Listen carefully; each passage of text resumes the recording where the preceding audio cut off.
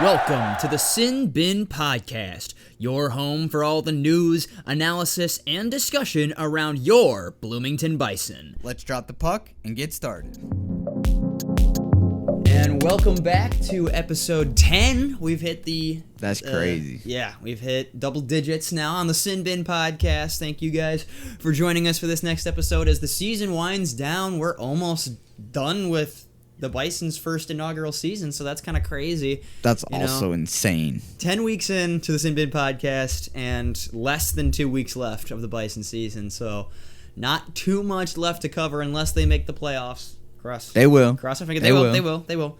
But for this episode, we'll recap those games that we just had this weekend, and unfortunately, looking at the standings right now, we are currently out of a playoff spot by only 2 points, and those 2 points are loser points. Thank you, hockey leagues, for still counting loser points. I'm going to harp on this until if we miss on a playoff spot because the Fuel have 2 more shootout losses than us, I'm going to be livid because that's so stupid that they have the same amount of wins as we do, and yet they're above us because of loser points. But I see your point, but at the same time, like, my view on it is if you are able to put in the effort to get it to extra time, I feel like you still deserve a point. Okay, I could agree with that, but then make, like, wins 4 points. Like, I'm sorry, an overtime loss should not be half of the value of a win. That's fair. You lost. That's fair. Like, or make it like 3 points for a win. Yeah, I'm saying make it like 3 or 4 points for a win, and then make it 1 point for an overtime or shootout loss. Because then it's more like, you know,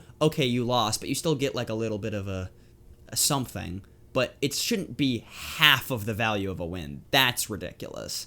Like, I could be okay with, like, the Fuel still being above us because we're tied in wins and they have 2 more shootout losses. Then I could be like, okay, they're, like, 1 point above us or something like that. But having a full win above us, despite tying us in wins on the season, is stupid. But whatever. Well, I'm getting distracted. Point is, Bison have an incredibly important schedule coming up. But for now, we're going to recap those first games. And that first game, ooh, man, was that a good game? 2-1 win at home for the Bison at Grosinger Motors Arena over the Fort Wayne Comets. Big win there, especially for how you did for the rest of the weekend. Being able to get that overtime goal by who else but Chong-Min Lee. I don't even need to... That dude's just an absolute beast. Dog. Not only that, but the other goal scored by Eddie. And that overtime goal assisted by who else but Eddie? Of course. Getting the captain back in on it. The two, I would venture to say, probably two of the most fan favorites right there. Oh, they're just probably putting the magic. Two of the most fan favorites, and also I would argue probably the 2 most important players to this team right now. At this point in the season, that's nothing against anyone else on the team, but just, I mean, come on. Well, I mean, you talk about important players, that's the good players and the important players show up at the right times, and for that game they certainly did, and that's what you need heading into this playoff race. And like you mentioned, if you're going to take anything out of this weekend, it's going to be that game. We'll get into it in a little bit. We have a little bit differing opinions, I think, on how the overall weekend went, but that was a bright spot for the Bison, and just being able to pull it out in overtime is a good team. Huge, because you need points like we've been talking about, it feels like, for the last 60,000 months. That's a lot of months. Like, you just need every point you can get. It's getting so crucial. The standings are starting to kind of feel themselves out in other divisions with the playoff spots getting taken up.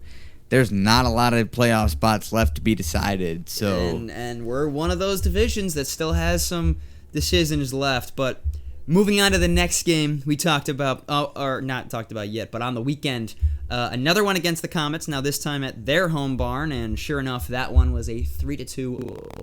And honestly, they did really good in that third period. Honestly, they scored 2 goals, both by Max Neal, which, I mean, fourth line dog right there. 2 goals. Go Max Neal. Absolutely. one of the biggest like clutch fourth line guys, I'd say. He's been great for us this year. I remember when he scored in that game against the Heartlanders that we were down, and then he scored, and then Kadek scored right after. Yes, sir. Oh man, no, Neil's been great, but unfortunately, it was too little, too late. They let up 2 goals in the first and then 1 in the second, and the 3-goal lead was just too much to overcome, unfortunately, which is crazy to say about the Bison, who have overcome a 5-1 lead at Kalamazoo. Yeah. Ha ha, by the way. But it was just too much for them during that game.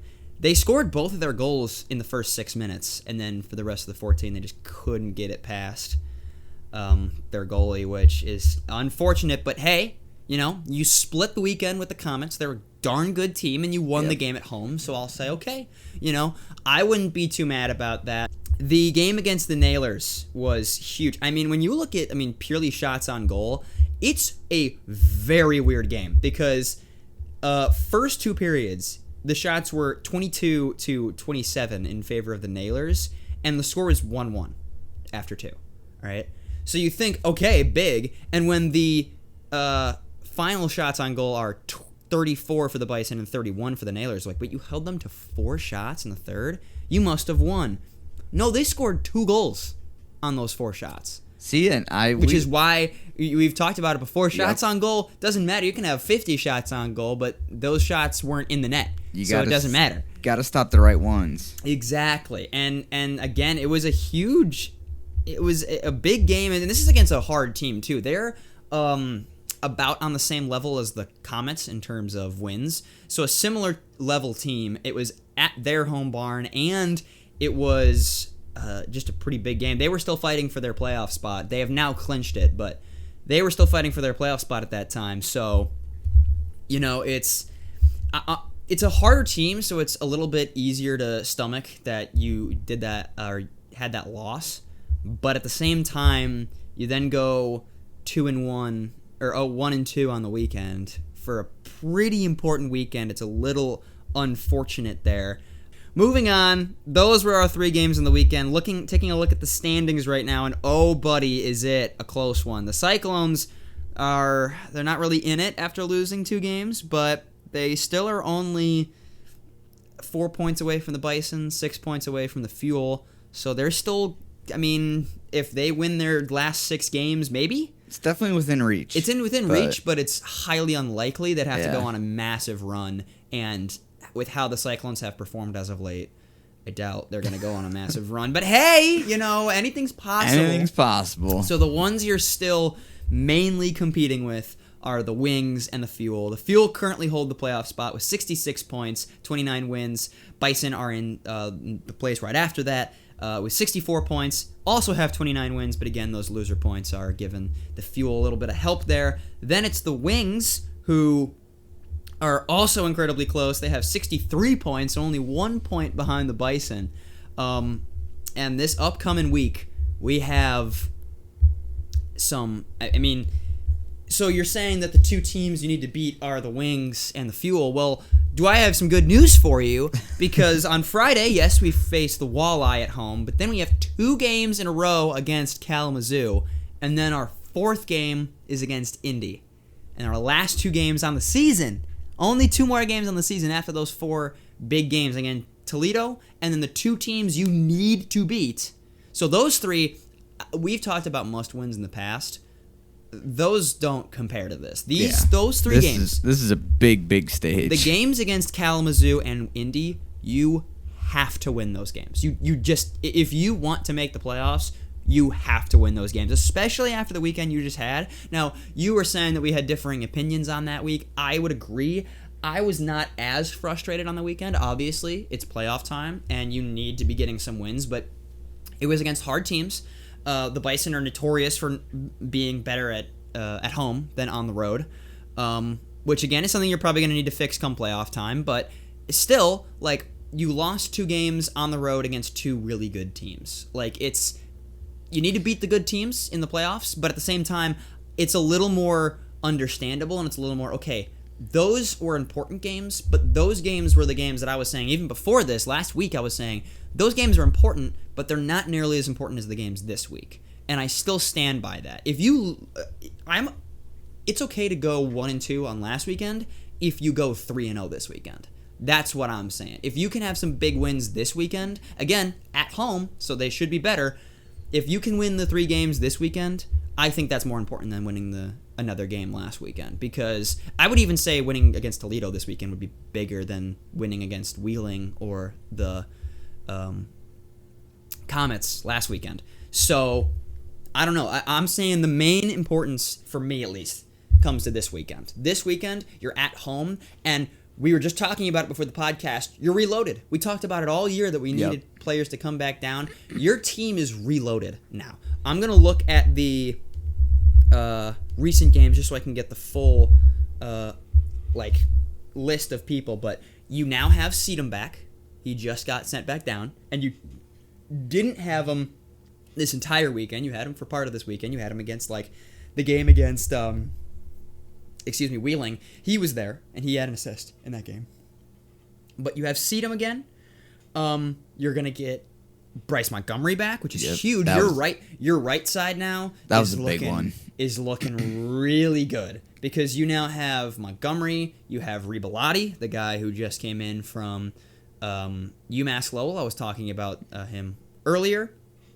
You have Thomas Stewart still on that right side. Again, Montgomery, Sedum, Stewart, and Ribalati all on that right side. And then the left side, you still have Berger, you still have Murray, and then you have other people like Spencer, someone else who can go in and make a big difference. Even though I think maybe you throw someone like Ribalati, if he can work on the left side there, maybe you throw him on there. Maybe Thomas Stewart can go on the left side there. I'm not sure, personally. But I do know that we're reloaded. It gives us options, and that's a good thing. And just real quick, going back to your point about the games this weekend, I agree with everything that you said. My only counterpoint would be that, yes, these games this weekend are more important, but I think it's better to set yourself up in a better position for the bigger games. I agree. So if you could have won this past weekend to maybe have the playoff spot or be tied with the playoff spot, to set it up to go into it, would be my counter argument, because it's always better to go into the bigger games the best situation possible. Yeah, I would totally agree with that. The problem is, look at the Bison all year. They've never been that. Yeah. If this was a team that was going to have a cushion and can give themselves in a position to really not even have to fight for the playoff spot, we wouldn't be fighting for a playoff spot right now. We would have already gotten it. And that's the problem, I feel like. Think of the Indy Fuel series. Do you remember that series where all the games around it we lost, but then the Indy series that especially right now looks incredibly important. If you don't beat the Fuel those games, they already have the playoff spot. Yeah. It's already over if you didn't beat them during that game. So I'm saying the Bison have been big this year on being really good in big games. When the games matter the most, they show up and they win the games. Yeah. That's why I'm saying this past weekend, the games mattered a little bit less, which I'm not as surprised that the Bison lost. Now you have the most important games of the entire season this weekend. Maybe not the one against Toledo, but for sure the two against Kalamazoo and for sure the game against Indy are the 3 most important games of the season. And Toledo game still probably up there as one of the most important, especially as the team that if you make the playoffs, that's who you're going to be facing. So, no, I want you to prove to me that you can beat this team. If you want to make the playoffs, then beat the team you're going to play in the playoffs, especially at home. Well, and you got to beat, we've talked about it all year, but you got to be able to beat the teams ahead of you, and you got to be able to beat good teams if you want to make it in the playoffs. Yeah, I don't know if I'd say sucked on the road, but obviously we're not good on the road. Not as good, especially compared with... But you need to be able to beat the good teams, and you need to beat them on the road. And speaking of home and away games, just a little shout out, last 3 home games of the year this weekend. Yeah, we were just talking about the 3 most important games of the year. Get your tickets. 3 home games. If you want to see important home games, especially again, Bison making the playoffs up in the air right now, I hope they do, crossing my fingers, but if they don't, these are the last 3 home games of the year for the inaugural season of the Wilmington Bison. So get your tickets right now. These are the most important games of the season. So definitely get in there. We're reloaded. We have our defense once again becomes a strength for us. Our goalies, Peretz, I think is near healed, if not good to go. But McKay has been fantastic. He's surprised me. I didn't know much about him, but holy cow, is he doing good? Downers Grove legend right there. But no, McKay has been great. Do you think you mentioned this earlier, so I want you to talk about it, but do you think he's taken over for Kaskisuo? Do you think he got kicked out of his spot? I think there was 3 games this weekend, and McKay played 2 of them. Kaskisuo played 1 of them. So you tell me. I'd say it looks like McKay is the guy for the Bison right now, and that's no shade to Kaskisuo, but McKay is just... That's tough for Kaskisuo, too, though. We've had good goaltending all year long. So you got to feel for Kaskisuo, but at the same time, I'm sure he'll get a start here and there. But that's just so tough when you have it's a good problem to have because you want good competition, but that kind of sucks if you are a really good goaltender like Kaskisuo, but then you get kicked out because you got an even better one. Yeah. No, honestly, the thing with me is I remember looking at Dryden McKay, and at that point, again, I didn't even know he was a Downers Grove native, whoop whoop. But when he was playing for Minnesota State and he was putting up a 4.92 or a 9.42 save percentage, not 4.92, that would be brutal. No, a 9.42. Guys, an ECHL goalie with a 4.92 save percentage. Imagine, dude, imagine. Yeah, Bison wouldn't be near a playoff spot if that was his percentage. But no, he's at 9.20 so far with the Bison. So I'm saying if Peretz comes back, no offense, no shade, Kaskisuo, but a McKay Peretz tandem would be that would be deadly. Insane. That would be deadly. Insane, especially going into the playoffs because both of those guys have. I mean. He doesn't really... McKay doesn't have that much of a postseason repertoire necessarily.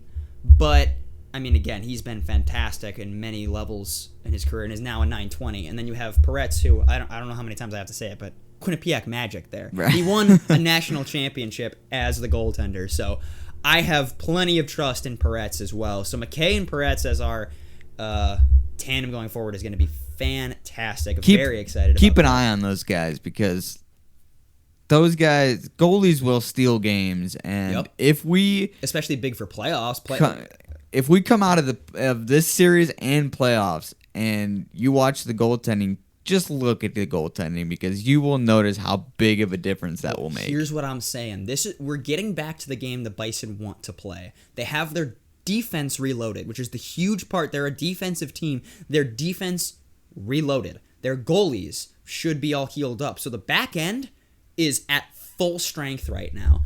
And looking at your forwards, you still have some really, really good forwards. Obviously, someone like Robidoux is probably not going to put up a ton of points, but you need him there. Robidoux, we love him. Exactly, Roby. Getting in there. Exactly. He had 17 penalty minutes in the game against Wheeling.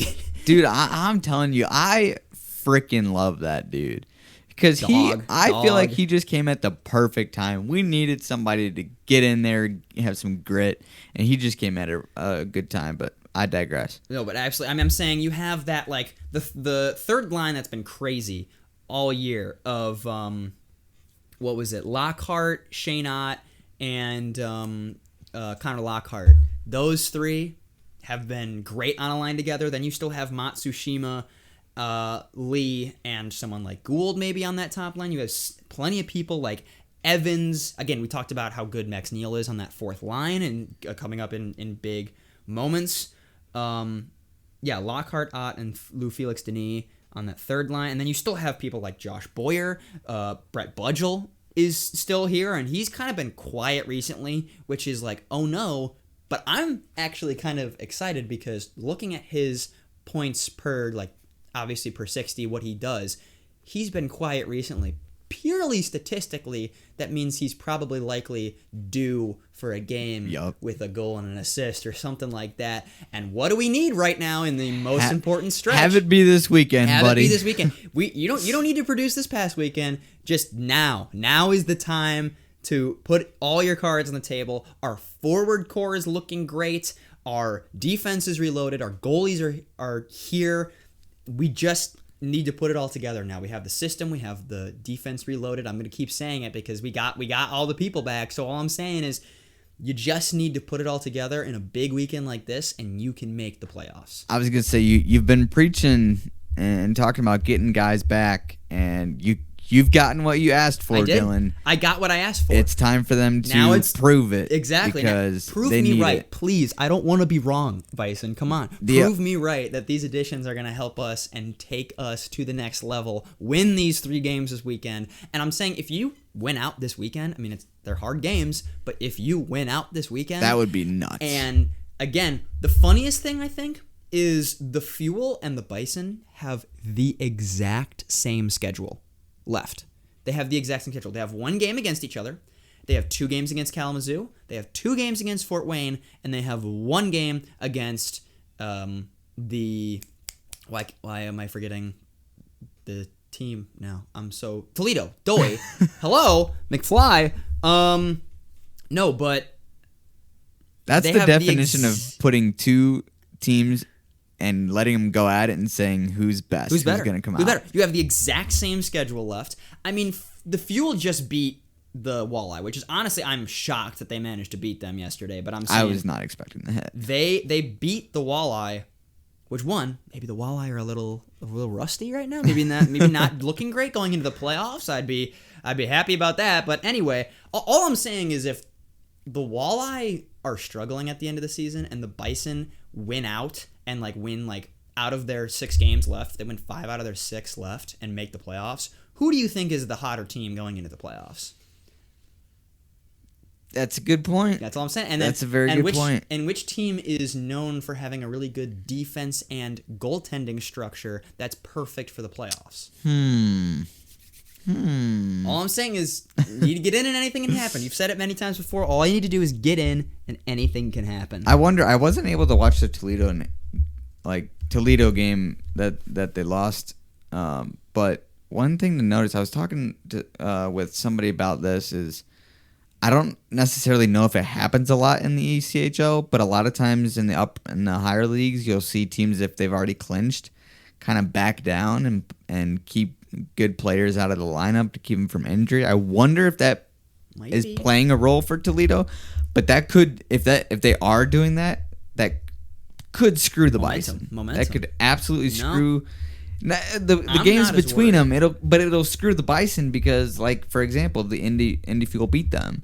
So if Indy Fuel, in certain aspects, if Indy's playing higher teams or whatever the situation is, but they're keeping the players out, it's not going to help the Bison if the Fuel are playing them because they're going to win. But here's a big thing that I have talked about, I think, before on this podcast, but there's been a big thing specifically in the NHL where it's talking about, there's a great YouTube channel I'll shout out called Pinholes Graham. Great history stuff about hockey. I definitely recommend it. But he had this one video where he talked about rest in the playoffs. And most teams that get rest in the playoffs, win a series and then have let's say they sweep a series and they have more games off than the team that's going to 7, they are at a good percentage more likely to lose if they have rest. So I'm saying it kind of might work the same for prior to playoffs. I mean, again, the Bison right now are in the zone. These are huge games. They're out of a playoff spot right now. They're pushing. They're mentally now is now. If you go from a team that's resting their best players and not even pushing that hard at the end of the season compared to a team that's giving everything to make the playoffs, the team that's pushing harder comes down to who wants it more. Exactly. And who really wants it more than the team that has been fighting for a playoff spot for 2 weeks?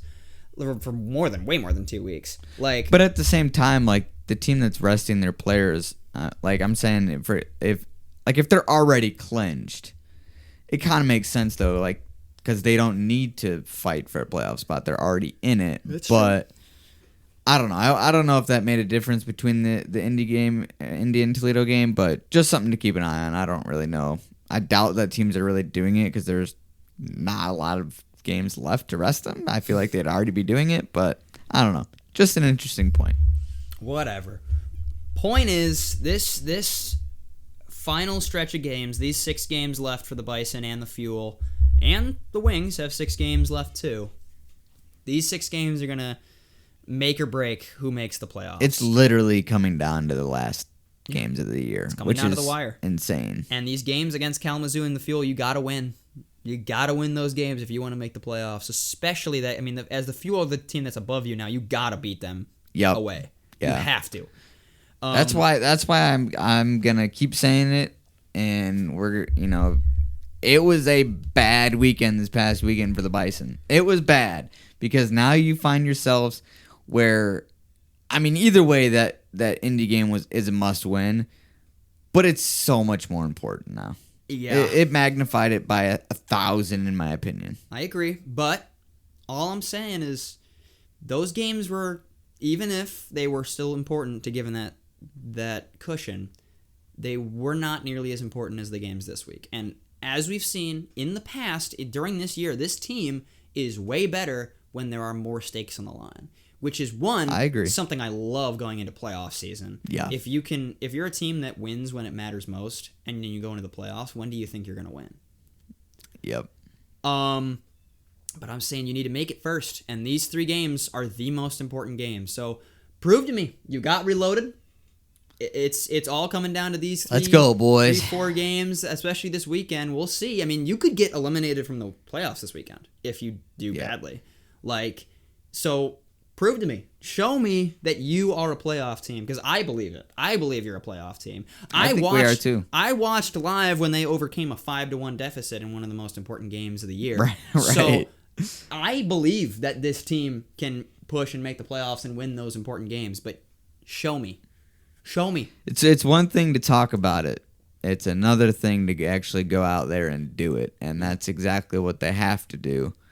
I'm not gonna lie, it makes me nervous. Oh, I'm nervous too. I've been nervous for like the last 2 or 3 weeks about this playoff race, but it's time to put up or shut up, boys. The thing that really worries me is we kind of sent the Wings on like a downward spiral when we beat them after being down 5-1. They're 3-4-3 in their last 10 games now. That wrecked their confidence over there. Wrecked their momentum. So what I'm a little worried about is, remember, the Fuel and the Bison have the exact same schedule.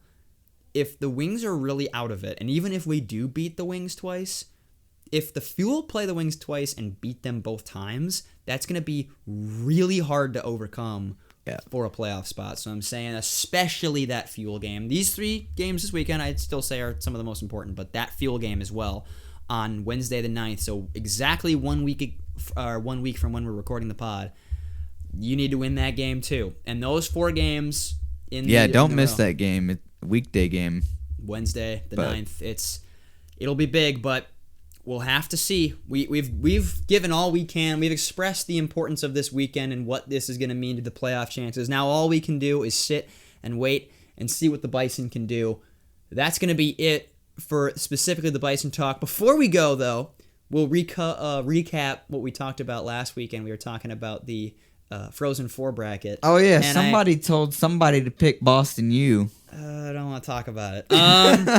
Well, hey, I already made a post on it on the Instagram that I had Michigan State winning the championship, and they got bounced in the first round. So by Cornell. And funnily enough, I actually predicted it too, because in the podcast, the end of it last week, I said, there's always some like ECAC team that like makes a run out of nowhere, but I still think Michigan State's gonna win that game. And then, sure enough, an ECAC team came out of nowhere and upset the number 1 seed. So. You know what that should teach people. You know what people should take out of that? What? That I know nothing? No. Hey now. You know a lot, okay? But trust your gut. If you have a gut feeling, trust it. That's what you should take out of that. Well, yeah, because you were right. You said Boston U is going far, and sure enough, they're in the final. I don't think, I know there's March Madness brackets for basketball. Frozen 4 Challenge is now obviously not nearly as popular as that, but I would be shocked if anybody predicted the Final Four correctly. Honestly, who had Penn State making the Final Four. Not me, that's for sure.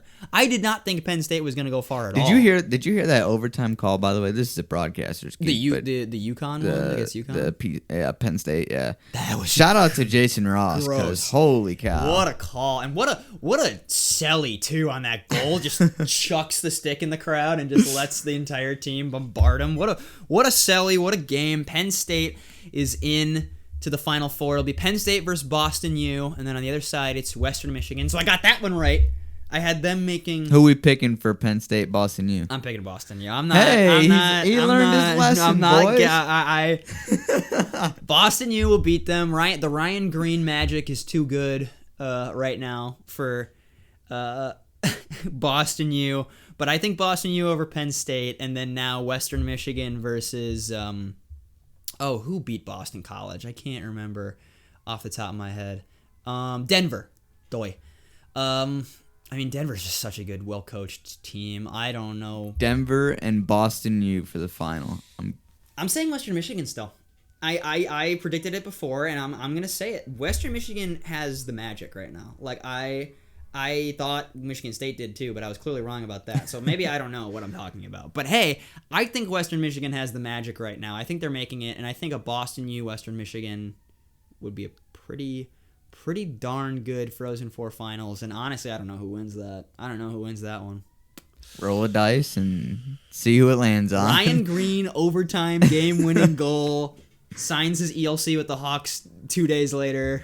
That's my prediction. All right. You heard it first here. Dylan Skeen. Ryan Green overtime goal in the Frozen Four. But that will be it for this episode of the Sin Bin Podcast. Thank you all for listening. A huge weekend ahead of us, so make sure to keep track of the Instagram account and everything. We'll be keeping updates as those games are won or lost, whatever happens. Crossing my fingers. Hopefully wins. Quick shout out to all of you, by the way. We are above 60 subscribers on YouTube now. I didn't even realize that. That's crazy. Last time I looked, it was 64. But you guys have been awesome supporting us, so we really, really appreciate it. If you haven't done so already, please hit that subscribe button. Follow us on Spotify, YouTube, everywhere, Instagram. We really appreciate it. It's been really fun, and I can't believe it's been 10 weeks. I can't believe it's been 10 weeks either. That's crazy. I don't even know what we're going to do for the off season. Make like a couple episodes here and there for the off season, and then once I've been thinking about that. I feel like we'll kind of scale it back, maybe, an episode per month, something like that. There's not going to be too much season, especially with ECHL. There's not as much like free agency and stuff that there would be for the Chell, but we will see. But with that ends this episode of the Sin Bin Podcast. Thank you for listening, and we will see you next week for a very important recap episode. Crazy. We'll see you later.